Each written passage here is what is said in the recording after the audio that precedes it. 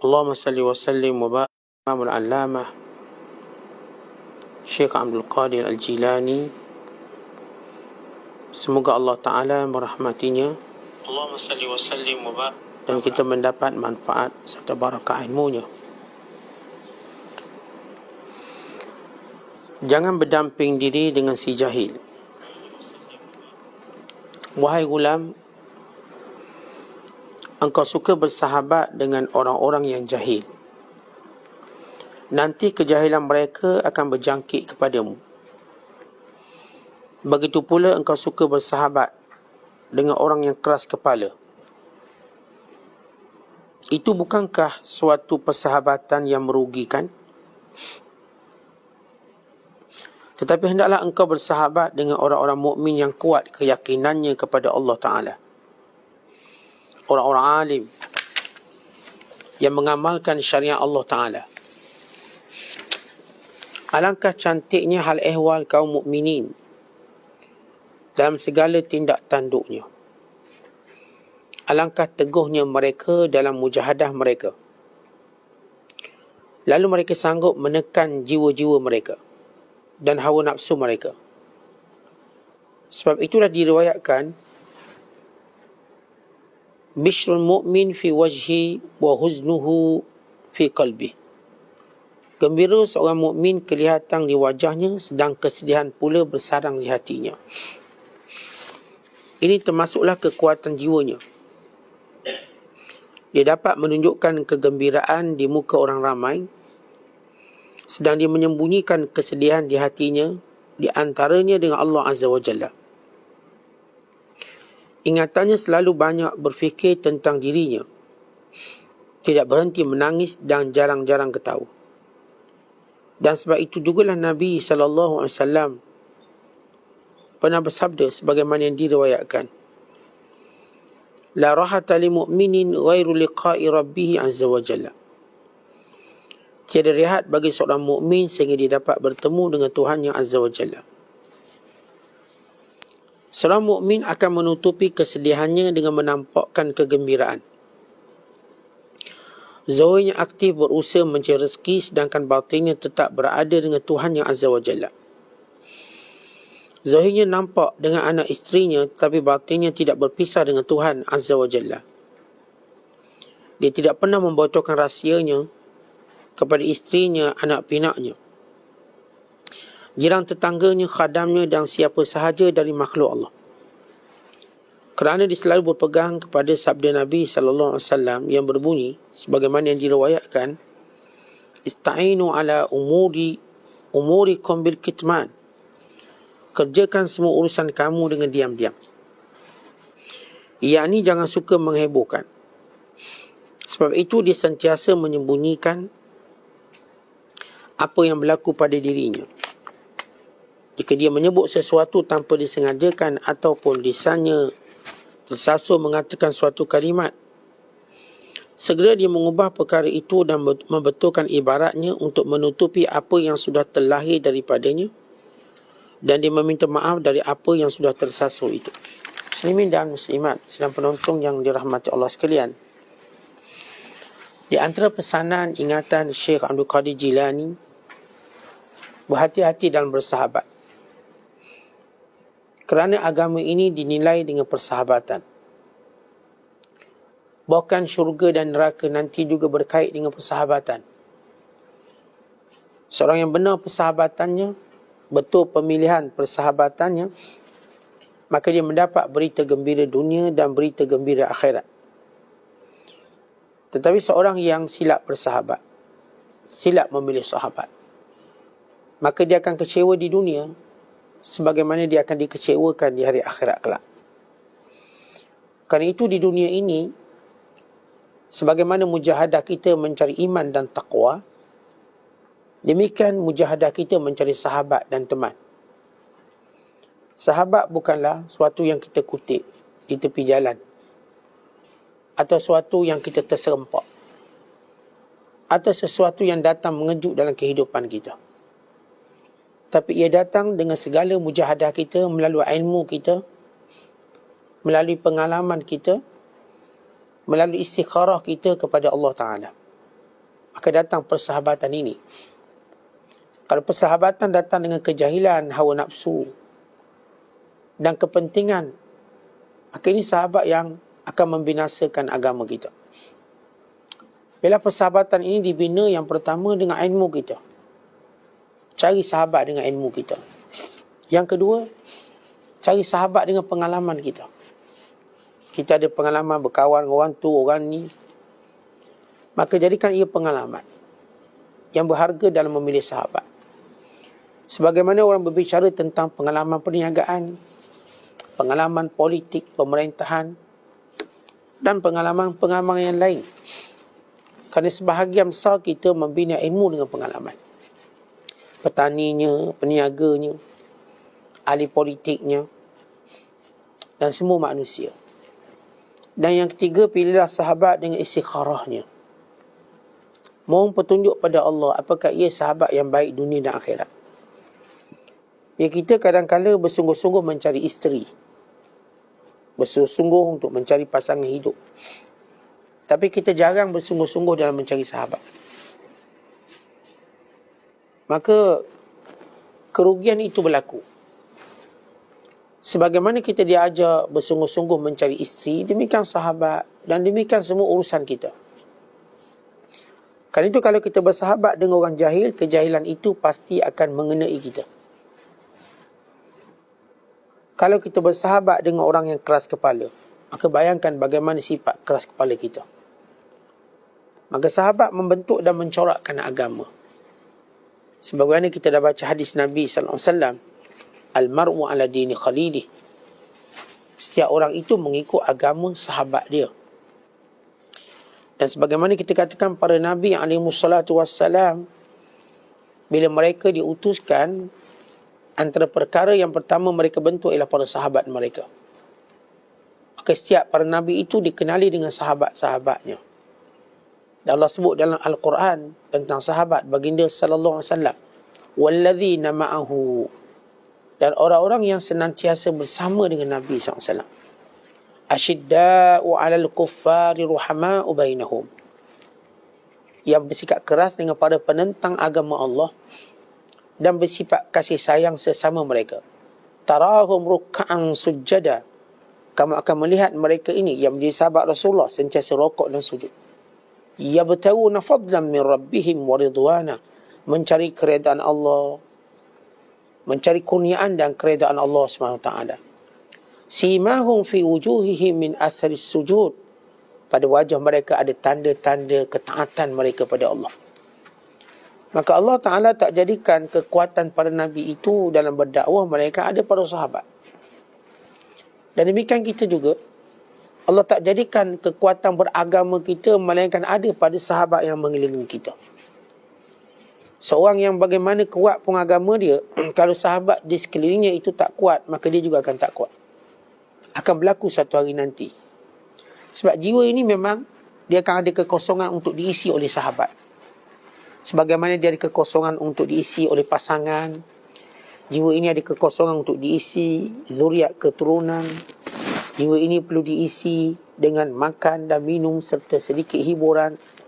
Demikian jiwa ini perlu diisi dengan persahabatan. Kali itu kalau kita lihat seorang yang murung, dia tidak punya sahabat. Orang yang punya sahabat, dia boleh mengelakkan kemurungan yang berpanjangan. Bukan dengan mudah dia selesai masalah dia. Tapi tuan-tuan, bukan kita nak cerita masalah dunia. Kita nak cerita perjalanan hidup kita dalam destinasi kita menuju Allah SWT. Maka kalau kita bersahabat dengan yang buruk, maka kita baca sejarah. Bagaimana Fir'aun tersesat kerana sahabatnya bernama Haman. Dan bagaimana pula Qarun tersesat kerana sahabatnya ialah Fir'aun dan Haman. Dan kita baca sirah Rasulullah. Ada sebahagian sahabat, ada sebahagian orang yang ingin beriman dengan Nabi SAW. Dek kerana sahabatnya, maka dia kekal kufur. Bayangkan kerugian dia. Walau dia nampak kebenaran Islam, dia nampak kemuliaan baginda sallallahu alaihi wasallam, dek pujuk rayu sahabatnya, maka dia tak jadi masuk Islam.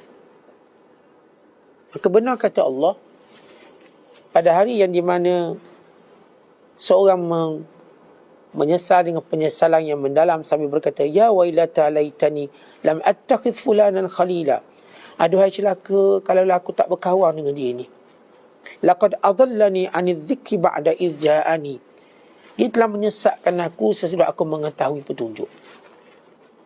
Kerana itu hati-hati dengan sahabat. Dan dia sampai pada suatu waktu dan ketika kita sanggup memutuskan persahabatan kerana agama. Kalau dia boleh rosakkan agama, sebagaimana tuan-tuan kita sanggup putuskan kaki kita kalau dia boleh memudaratkan nyawa kita. Ya, potong kaki demi menyelamatkan, demi mengelakkan bahaya pada nyawa kita. Yang potong kaki, yang potong lutut, ada yang sanggup potong tangan demi masalah nyawa. Maka tidak ada nyawa yang paling bernilai daripada nyawa akhirat. Tentang nyawa dunia tak apa, tapi nyawa akhirat, maksudnya ialah kehidupan akhirat. Kerana ia akan membenamkan kita dalam kerugian yang berpanjangan. Sekalipun seorang ini katakan dia masuk neraka kemudian dia masuk syurga sebab dia masih ada iman, namun dia tetap menyesal pada hari-hari persahabatan dia. Kerana tidak ada hari-hari yang paling disesali oleh seorang hamba Allah yang melainkan hari-hari persahabatannya dengan orang-orang yang merugikan, melalaikan dia. Kerana itu Nabi SAW diperintahkan oleh Allah untuk kekal bersama orang-orang yang sentiasa ingat Allah di sekelilingnya, walaupun status mereka rendah. Seperti Bilal bin Rabah, bukan sekadar statusnya daripada bekas hamba, bukan miskin. Abdullah ibn Ummi Maktum. Sehingga Allah Ta'ala berkata, وَلَا تَتْرُدِ الَّذِينَ يَدْعُونَ رَبَّهُمْ بِالْغَدَاةِ وَالْعَشِيِّ يُرِيدُونَ وَجْهَهُ. Wahai Muhammad, jangan kamu halau orang-orang yang berada di sekeliling kamu yang sentiasa ingat Allah pagi dan petang. Jangan halau mereka, walau diminta oleh orang tertentu. Dia kisahnya bila orang kaya Mekah, mereka berkata, kami nak dengar dakwah dengan syarat halaulah orang miskin ni. Merujuk kepada Bilal bin Rabah, merujuk kepada Abdullah ibn Ummi Maktum, merujuk kepada Abdullah bin Mas'ud. Ini sahabat-sahabat miskin, bekas hamba, bekas pekerja, jaga kambing atau sebagainya. Allah kata jangan. Maka Allah berkata, wala tuti' man aghfalna qalbahu an dhikrina wattaba'a hawah wa kana amruhu furuta. Nah, surah Kahfi ayat 28. Jangan kamu duk ikut orang-orang yang hatinya lalai dan urusannya semuanya ikut nafsu. Kerana urusannya semuanya punah, rabak, punah, rosak. Semua urusannya rosak. Wa kana amruhu furuta. Urusannya semuanya melampaui batas, rosak, binasa. Jadi bila Allah sebut wala tuti' man aghfalna qalbahu an dhikrina, jangan kamu ikut, jangan kamu bersahabat, jangan kamu berkawan, jangan kamu taat pada orang yang hatinya lalai dalam mengikuti kami, wattaba'a hawa, dan kerjanya cuma ikut nafsu. Datang kebenaran tolak. Tolak kebenaran. Apa pun alasan, maka ini orang yang ikut hawa nafsu. Kemudian kata Syekh, maka bersahabatlah kamu pada orang mukmin yang kuat keyakinannya pada Allah dan yang akidahnya kuat, dan orang alim yang mengamalkan syariat Allah. Ini bukan orang alim pada ilmu, tapi alim pada amal. Ya, kita nak berkawan dengan orang alim, tapi bukan orang alim pada ilmunya, dari sudut menyimpan ilmu banyak, tapi yang alim pada amalannya. Kata Imam Asy-Syafi'i, innamal faqih laisa al-faqih biqaulihi. Orang yang alim itu bukan sebab perkataannya, tapi orang yang alim itu disebabkan perbuatannya. Innamal faqihu bi fi'lihi. Yang alim sungguh ialah pada perbuatannya. Dia cerita kelebihan duha, kalau dia tak salat duha, dia tak alim dengan perbuatannya. Dia cerita kelebihan qiyamul lail, dia pun tak qiyamul lail, dia tidak alim pada kelebihan ilmu. Dia cerita kelebihan sedekah, dia pun tak nak sedekah, maka dia tak alim sebenarnya dalam bab itu. Dia cerita tentang semua perkara yang diperintahkan oleh Allah, dia paling jauh daripada mengamalkannya, bukan dia alim. Innamal faqih, kerana orang alim sebenar, kata Imam Asy-Syafi'i rahimahullah, dengan amalannya. Sebab tu kita lihat orang dulu, jadi orang-orang alim yang sebenar, bagaimana ilmunya sikit tapi amalannya banyak. Cakapnya sikit, buatnya banyak. Tapi kita berada pada zaman cakapnya banyak, buatnya sikit. Ilmunya juga banyak, tetapi beramalnya sikit. Maka ini fitnah di akhir zaman. Supaya kita, tuan-tuan, sentiasa cenderung waktu mana Allah beri kita ilmu, berusaha untuk amalkannya. Sehingga rapat ke dinding. Bukan kita cari ilmu rapat ke dinding. Ilmu dapat, maka kita beramal. Kemudian datang lapisan ilmu, kemudian beramal. Datang lapisan ilmu, kemudian beramal. Maka itu yang menyempurnakannya. Kemudian kata Syekh lagi, indahnya segala tindak tanduk orang-orang yang beriman. Orang beriman, tuan-tuan, biar nampak. Pandangan orang beriman itu biar seperti tahi lalat. Dan bila mana kita lihat orang tu, yang kita ingat tahi lalat dia. Kerana itu orang beriman, kemunculan dan kewujudannya seperti tahi lalat. Nampak. Indah pada pakaiannya, indah pada tutur katanya, indah pada perbuatannya, indah pada senyumannya. Maka inilah dia orang beriman. Sebab itu disebut dalam hadis Qudsi, Innallaha jamil. Disebut dalam hadis Nabi SAW, Innallaha jamil yuhibbul jamal. Allah tu cantik. Allah suka yang cantik-cantik. Maka kalau kita melihat orang beriman, lihat perkataannya, cantik tak? Maka ini orang beriman. Lihat senyuman dia, manis tak? Ini orang beriman. Lihat cara berfikir dia, indah tak? Indah. Ini orang beriman. Sebab itu orang beriman, asas dia, kata Syekh Abdul Qadir Jilani, tindak tanduk ni semua baik. Lihat cara dia fikir. Kalau orang tak beriman, tak ada duit, kita tipu orang. Tak ada duit, kita curi. Tak ada duit, kita rompak. Tapi kalau orang beriman tak ada duit, tak apa, kita berusaha. Kita yakin, kita redha, kita sabar. Ada jalan keluarnya. Lihat cara dia berfikir, indah. Anak-anak kita, tuan-tuan sekalian, kalau dia berkawan dengan orang-orang baik, bila dia cerita ada masalah, kawan-kawan dia tunjuk yang baik. Tapi kalau anak kita ada masalah, kawan yang tak baik, dia pun ajak anak ni mencuri, merompak, buat itu, buat ini. Ni, bila seorang mengadu, saya punya cikgu ni teruk lah, garang lah, bengkeng. Atau dia mengadu, mak saya ni bengkeng sungguh, marah saya. Maka dia berkawan dengan baik. Orang ni kata, tak apa, mak kita ni sayang kat kita. Mak ni kita wajib taat. Kita tak boleh lawang dia. Nanti hidup kita menderita. Lihat cara berfikir indah. Yang seorang lagi, kau takut apa? Kau empok ke mak kau tu? Oh, dia ajar. Kau lari je daripada rumah. Kau lawan balik. Lihat kawan tak baik. Tuan-tuan, sebab itu orang beriman, cara dia berfikir pun indah. Dia ajar kita sabar. Dia ajar kita untuk redha. Dia ajar kita untuk yakin. Dia ajar kita bahawa jalan keluar itu pasti akan ada. Kali itu bila kita duduk dengan dia, kita pun tenang dengan cadangan dia. Dia bukan umpama pepatah Melayu kata menyimbah minyak pada api. Dia tak sembah minyak. Tetapi dia memadamkan api tadi dengan kedamaian perkataannya. Sebagaimana Allah Ta'ala sebut sifat orang kafir. Mereka sentiasa ingin menyalakan api peperangan. Maka apa Allah buat? Atfa'ah Allah padamkannya. Bagaimana Allah padamkan api peperangan? Dengan akhlak orang beriman. Contoh kalau kita baca sejarah, setiap kali berlaku peperangan yang cuba dihidupkan oleh Yahudi semenjak zaman Nabi SAW. Yahudi bakar, biar peperangannya lama antara Aus dan Khazraj. 200 tahun. Maka datang Islam memadamkan api permusuhan ini. Menjadikan persahabatan. Kemudian lihat perang antara musyrik Mekah dengan orang Islam di Madinah. Setiap kali mereka menyalakan api peperangan, maka datang Islam memadamkannya. Maka setiap kali berlaku peperangan, ada yang terdakwa sehingga memeluk Islam. Setiap kali peperangan, ada yang terdakwa sehingga memeluk Islam. Sehingga seluruh sebenarnya tanah Arab memeluk Islam. Peperangannya hebat. Peperangannya menjadikan musuh bersama dengan orang Islam. Dengan keimanan. Bayangkan siapa jangka yang namanya Jenderal Khalid Al-Walid, Jenderal Amru bin Al-As, Jenderal Ikrimah bin Abi Jahal, akhirnya menjadi Jenderal Islam. Yang namanya Jenderal Abu Sufyan, akhirnya menjadi Islam. Yang namanya Hindun binti Utbah, akhirnya menjadi Islam. Lihat bagaimana Islam padamkan api peperangan dengan menjadikan tokoh-tokohnya memeluk Islam.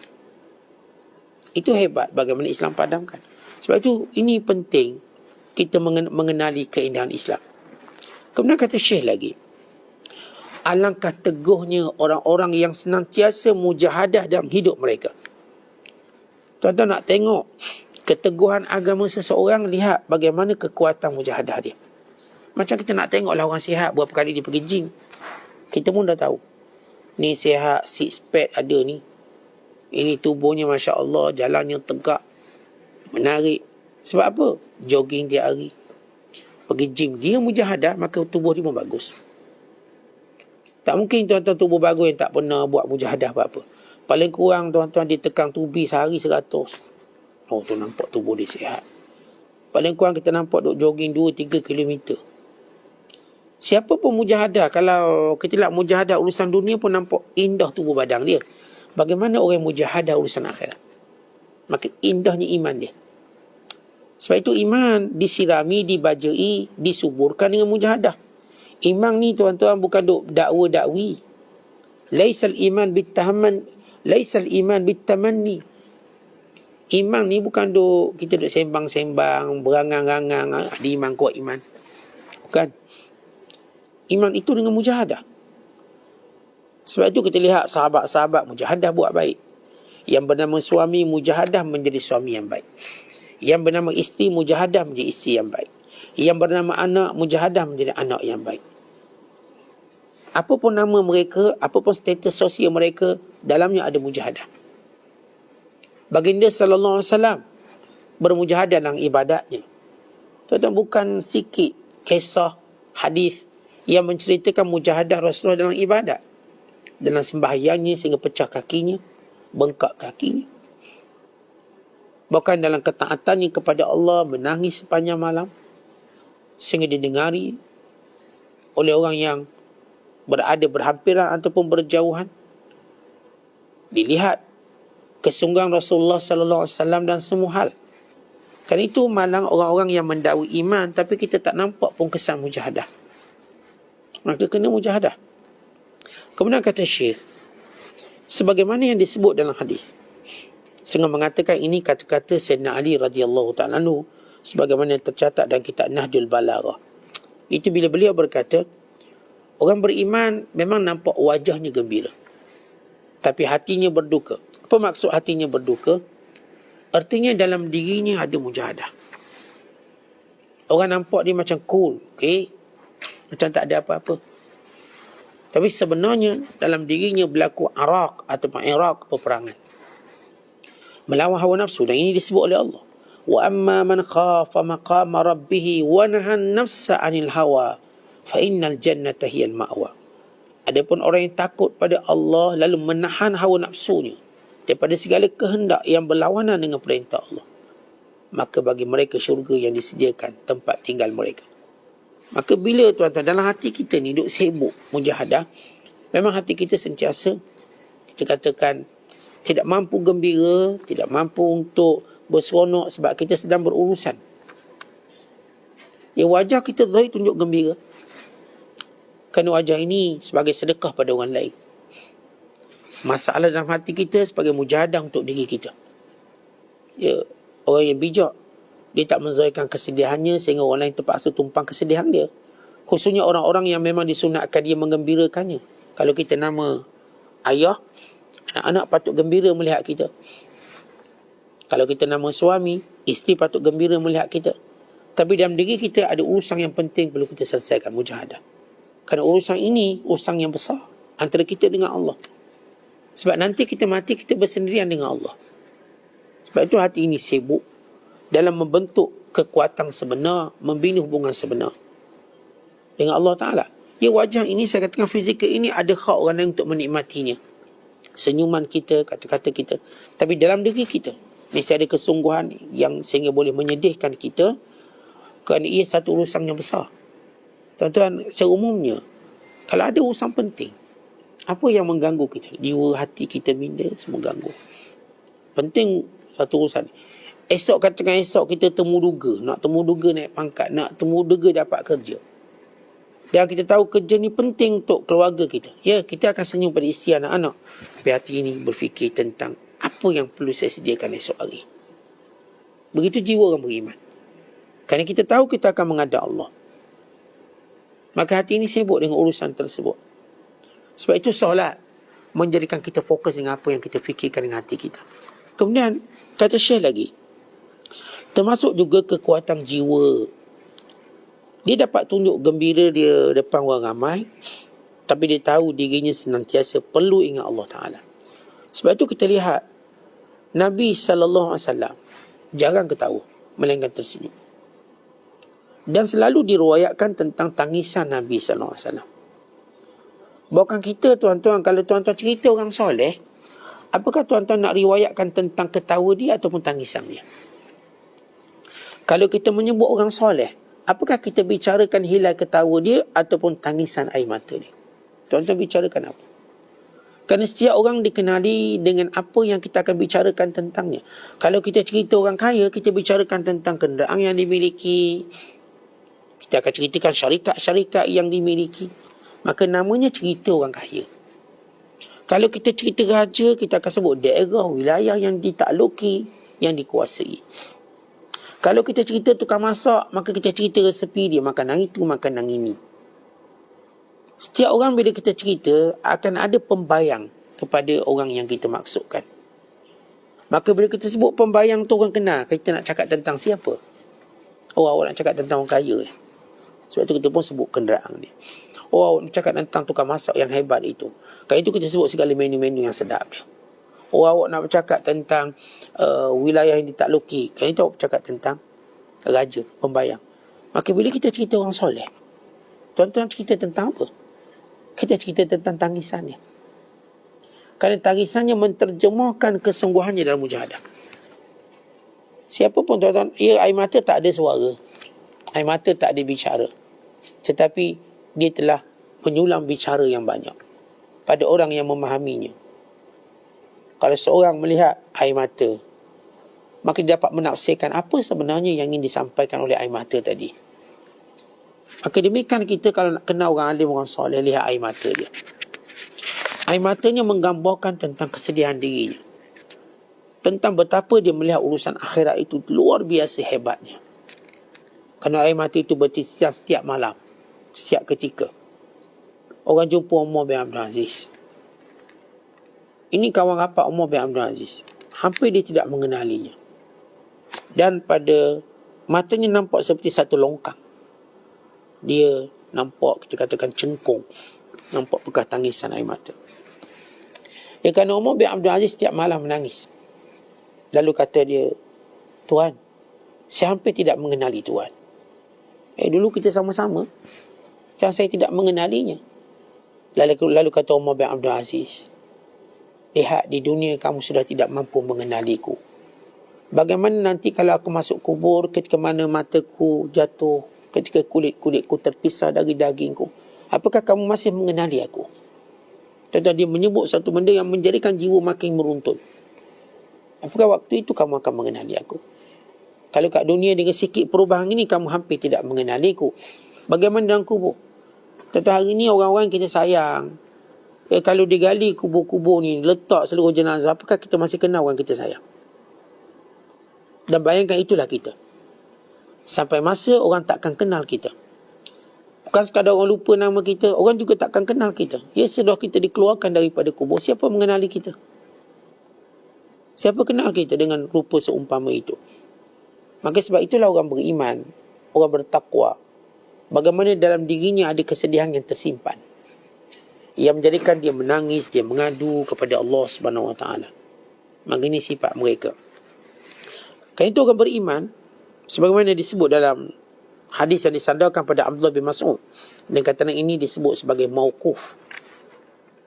La rahata lil mu'minin ghairu liqa'i rabbih azza wa jalla. Orang beriman sebenarnya tidak ada rehat sehinggalah dia bertemu dengan Allah.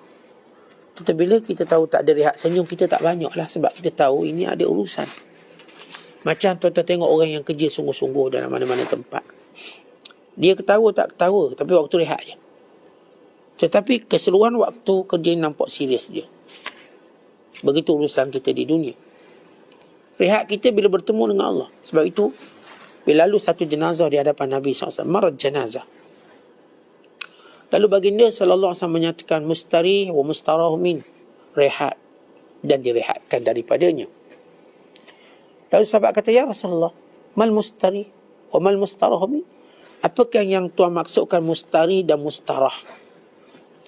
Lalu kata baginda sallallahu alaihi wasallam, al-abdul mu'min yastarihu min nasabid dunya wa adhaha ila rahmatillah. Orang-orang yang beriman, inilah waktunya mereka rehat daripada kepenatan dunia dan segala perkara yang menyakitkannya. Mustari. Tuan-tuan, rehat kita waktu mana kita masuk lubang kubur. Rehat. Memang benar-benar mustari. Daripada segala kesukaran, kesibukan, kesedihan dunia selesai. Ini orang beriman. Al-abdul mu'min. Kemudian bila baginda sallallahu alaihi wasallam menyebut perkataan mustarahu min, dan ada orang, tuan-tuan, bila dia mati, orang lain rehat daripada dia. Siapa? Al-abdul fajir, hamba yang jahat. Yastarih minhul ibad wal bilad wasyajar wad dawab.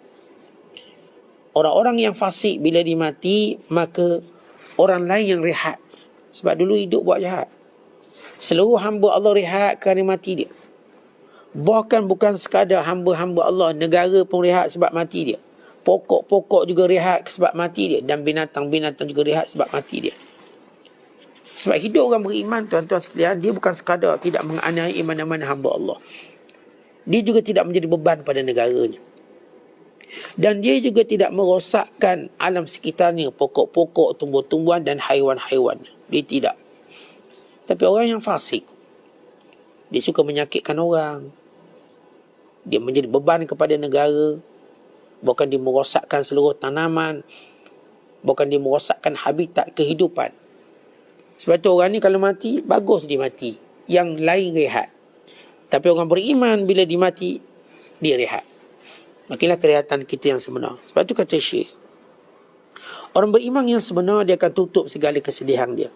Dia cuma nampak kegembiraan. Sebab kita ada muamalah dengan manusia, kita ada muamalah dengan Allah. Muamalah kita dengan manusia kena tunjuk gembira selalu. Sebab manusia suka orang gembira.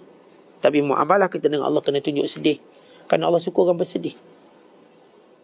Manusia ni, tuan-tuan, dia tak suka kita sedih. Tuan-tuan duduk depan dia nangis. Dia mula-mula dia simpati, lepas tu kata, dah lah nangis. Dah lah nangis. Kalau kita tak nak lagi, dia empuk tak kepala.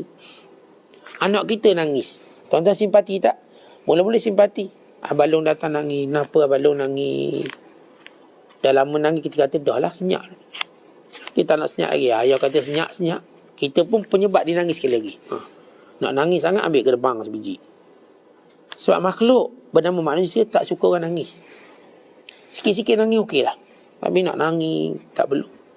Sebab tu para ulama' tidak cenderung menangis depan orang. Sebab itu bukan untuk manusia. Tetapi Allah suka orang menangis. Apatah lagi bila dia menangis bersendirian dengan sebab ingat Allah. Wa rajulun dzakarallaha khalian fafadat aina. Orang yang ingat Allah bersendirian lalu mencurah-curah air mata dia. Ini Allah suka sungguh. Dan air mata ni yang memadamkan api neraka, penyebab dia dihijab daripada neraka. Kata Nabi sallallahu alaihi wasallam, ainani la tamassuhuman nar. Dua mata yang tak akan disentuh oleh api neraka. Ainun bakat min khasyatillah. Yang pertama, mata yang menangis kerana takutkan Allah. Yang kedua, ainun batat tahrisu fi sabilillah. Mata yang berjaga pada jalan Allah. Berjaga pada jalan Allah. Jadi muamalah kita dengan manusia, tuan-tuan, happy-happy saja, gembira, cakap. Tapi muamalah kita dengan Allah, sedih. Begitu cara kita menyembunyikan ia. Kan itu disebut dalam hadis, Ista'inu ala umurikum bil kitman. Ai bit takatub. Tanda tutup urusan kita tadi, sembunyikan sebahagian urusan kita. Baik, sembunyikan sebahagian urusan kita. Ya, hadis ini dhaif, maka kita tak mengambil hukum hakam padanya, tapi memberi maksud. Dari sudut yang lain ialah dalam kehidupan kita ada benda kita kena sembunyikan. Dia kena sembunyikan kerana sebab. Ada benda yang kita kena zahirkan juga kerana sebab. Sebagaimana firman Allah Ta'ala, wa amma bi ni'mati rabbika fahaddits. Adapun dengan nikmat Allah maka sebut. Tapi ada nikmat Allah yang kita kena sembunyi kerana sebab. Bukan sembunyi kerana kedekut, tidak, sebab. Kenapa? Kerana ada pendengki. Kerana ada orang yang mungkin kita katakan tidak suka dengan cara begitu. maka sebahagiannya disembunyikan. Dan sebahagian juga disembunyikan bagi memburu keikhlasan. Dan di sini disebut, dicatat. Sebagaimana kata Rabi'atul Adawiyah, seorang tidak akan mencapai nilai iman sebenar sehingga dia menyembunyikan kebaikannya sebagaimana dia menyembunyikan kejahatannya. Tentang kita tak nak orang tahu kejahatan kita, maka kita sembunyi. Bukan wajib kita sembunyi keaiban kita. Disebut dalam hadis Nabi SAW bahawa seorang yang bila dia melakukan maksiat, lalu Allah tutup maksiatnya, tiba-tiba dia mendedahkan di siang harinya, maka dia melakukan satu dosa. Mendedahkan keaiban sendiri, hukumnya berdosa. Apatah lagi sesudah Allah tutup, kita buka balik, kita berdosa. Maka ini disebut makna sembunyi. Dan makna sembunyi juga di sisi para sufi ialah menyembunyikan kebaikan. Sebagaimana saya dah sebut, sejumlah ulama yang menyembunyikan kebaikan, sebagian mereka bila baca Quran orang nampak ditutup. Sebagian mereka sepanjang malam qiyam, tapi bila datang khadam gerak seolah-olah dia baru bangun. Dia bangun kerana dia menyembunyikan. Sebahagian mereka menyembunyikan sedekah mereka, sebagaimana kita cerita tentang Ali Zainal Abidin, Abdullah bin Mubarak dan lain-lain para ulama. Sebahagian mereka menyembunyikan identiti dalam peperangan, sebagaimana kisah Sahibun Naqbah atau Sahibun Naqb atau As-Suku. Seorang yang ketika mana berperang, musuh dikepung tapi tidak berjaya ditembusi. Tiba-tiba ada seorang lelaki tolong gali lubang, membuka pintu kota, sehingga orang Islam boleh masuk ikut lubang tadi. Lalu bila berakhir peperangan, jenderal ni bertanya, siapa yang mengorek lubang ini sehingga membuka ruangan laluan kemenangan kita? Maka jenderal arahkan cari siapa. Akhirnya seorang lelaki tampil. Dia kata, Tuan Jenderal, saya akan beritahu siapa yang gali lubang, tapi dengan 3 syarat. Yang pertama, jangan tanya namanya. Yang kedua, jangan tanya daripada kabilah mana. Dan yang ketiga, jangan diberi hadiah. Maka kata Jenderal, baik, saya pegang janji tadi. Lalu dia berkata, yang gali lubang tu saya. Baik, siapa nama awak? Saya dah kata jangan tanya nama. Kabilah awak? Saya pun dah cakap jangan tanya kabilah saya. Kerana kadang-kadang kita tak kenal nama tapi kenal kabilah dia, kenal keluarga dia, maka tahu juga. Maka aku nak beri kamu pemberian, aku dah cakap aku tidak mau pemberian. Akhirnya orang ni hilang. Maka sampai sekarang tak ada orang tahu nama dia. Ya, kalau saya tahu, saya pun beritahu. Saya pun tak tahu nama dia. Begitulah realiti bagaimana mereka menyembunyikan keikhlasan mereka. Tetapi ini ajaib. Mereka gembira kerana menyembunyikan keikhlasan mereka, sedangkan kita masih lagi di tahap gembira menceritakan kebaikan kita. Kita belum sampai tahap gembira kerana berjaya menyembunyikan kebaikan. Ya, kita sudah lama sampai satu tahap gembira kerana dapat sembunyikan keaiban kita. Itu normal. Semua orang gembira bila berjaya menyembunyikan keaiban, tapi tidak semua gembira bila berjaya menyembunyikan kebaikan. Tuan-tuan, semua orang gembira bila berjaya menceritakan kebaikan, tapi tidak semua orang gembira bila menyembunyikan kebaikan. Maka ini tahap, level orang-orang yang tertentu. Sebab itu tuan-tuan, kita berusaha sebahagian kebaikan kita nak sembunyikan dan kita bergembira dengannya, sehingga kita seronok buat. Seronok kita, kemana orang berbangga dengan kebaikan-kebaikan dipertontonkan. Kita tidak tohmah dia, tapi kita nak belajar dalam hidup kita. Sebahagian kebaikan kita nak sembunyikan untuk kita mencapai, melatih diri kita, keikhlasan kita pada Allah. Wallahu a'lam bissawab. Assalamualaikum warahmatullahi wabarakatuh.